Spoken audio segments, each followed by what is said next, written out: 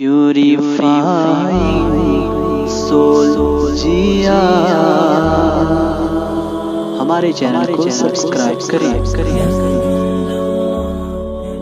पहचानेंगे तो सब लोग भीड़ लगाएंगे, मुझको बेटा दे दीजिए, मुझको बेटी दे दीजिए, मुझको कारोबार की तरक्की दे दीजिए, मुझको मेरी दुकान चलने लगे, मैं इलेक्शन जीत जाऊं। यही तो हम लोगों को चाहिए। लोग कहते हैं कि आज सुन्नी बढ़ रहा है, सुन्नी बढ़ रहा है। मैं कहता हूं कुछ नहीं बढ़ रहा है।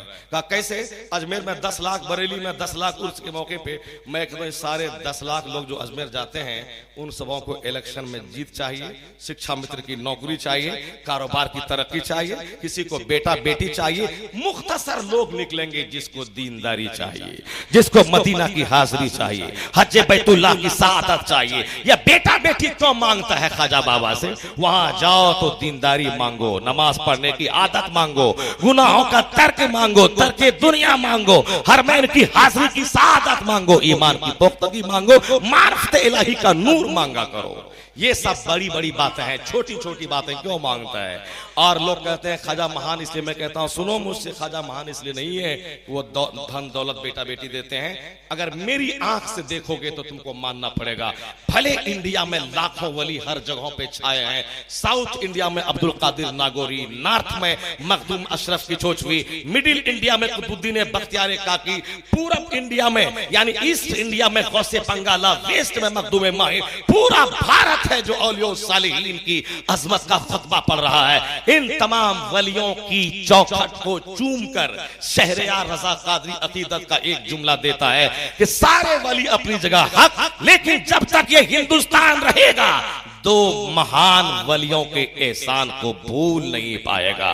उन दोनों वलियों में से एक महान वली का नाम है ख्वाजा मोइनुद्दीन अजमेरी और दूसरे का नाम है सैयदी अहमद रजा का फाजिले बरेलवी। इसलिए गरीब नवाज महान नहीं है वहां बेटा मिलता है बेटी मिलती है, नहीं, गरीब नवाज इसलिए महान है कि जब वो कदम रखे न थे हर तरफ घंटे बजते थे। जब गरीब नवाज का कदम पड़ा 90 लाख काफिरों को ईमान की दौलत अता हो गई। ये गरीब नवाज की महानता है कि 90 लाख काफिरों को ईमान दिया।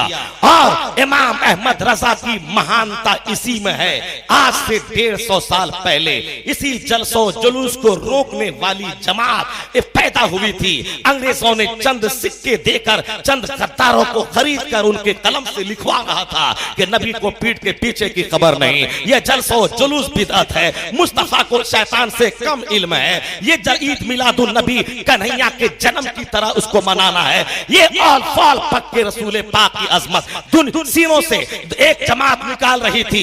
खानकाहे बदायूं थी मगर खामोश, खानकाहे बिहार थी मगर खामोश, बहुत सारी खानकाहें थी सब खामोश।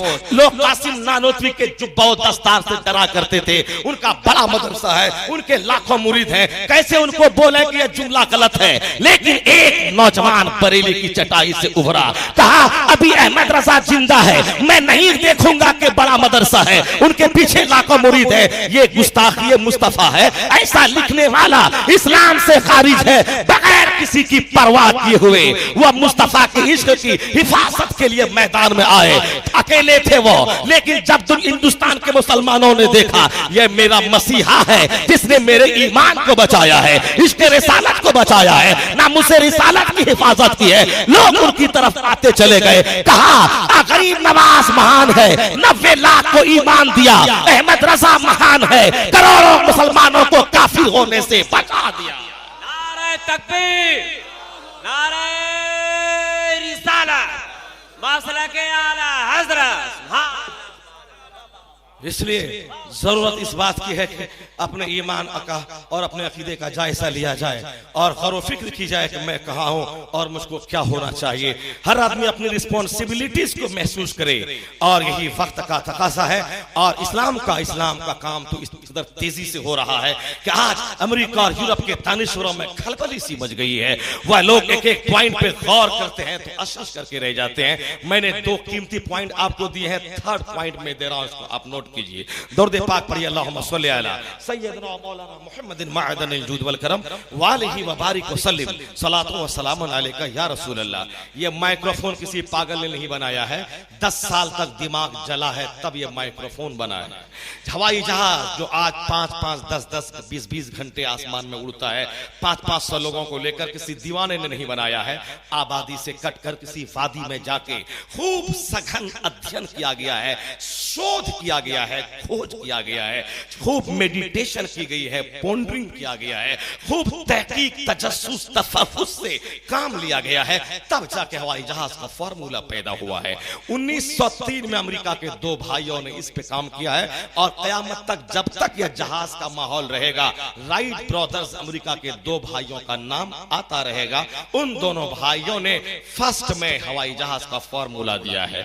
मैं कहता हूं ये आम लोग मानेंगे इस बात को कि आसमान में उड़ने का फार्मूला अमेरिका के 2 भाइयों ने दिया है, मगर एक कुरान पढ़ने वाला जब इस्लामी इनकलाब पे गौर करेगा तो कहेगा भले प्रैक्टिकल की दुनिया में अमेरिका के 2 भाइयों ने ऐसा किया है, हवाई जहाज का फार्मूला दिया है कि हवाओं के कांधे पे चला जा सकता है, हवाओं को मुसख्खर किया जा सकता है, हवाओं को मुसख्खर करके हवाओं के कांधे पे चला जा सकता है। ये भले ही 1903 में अमेरिका के 2 भाइयों ने दिया है, मगर जब कुरान पढ़ा जाएगा उसकी एक आयत की तिलावत की जाएगी, वले सुलेमान रिहा वतुफहा शहरु व रफाहुहा शहर व असल्ला लहु ऐनल कित्र। अल्लाह फरमाता है हमने सुलेमान के लिए हवा को मुसख्खर कर दिया कि 1 महीने का सफर वह सुबह तय कर ले, 1 महीने का सफर वह शाम तय कर ले। तो एक हकीकत पसंद दिल को बोलना पड़ेगा, इन 2 भाइयों ने इस तरह के जहाज का फार्मूला दिया है,